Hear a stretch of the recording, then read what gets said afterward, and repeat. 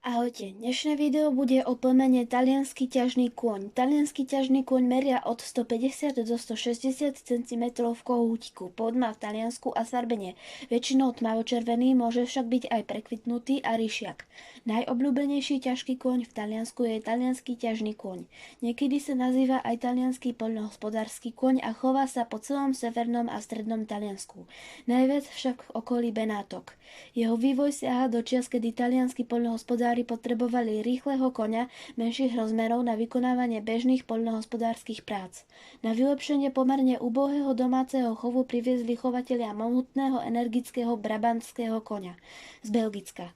Výsledkom kríženia bolo silné potomstvo, no zároveň priveľmi ťažké a pomalé. Úspešné bolo kríženie s bretonským koňom.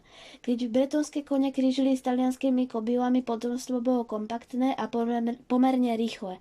Sú to mohutné zvieratá s miernou poddajnou povahou, otúžilé a ich chov je zároveň aj úsporný.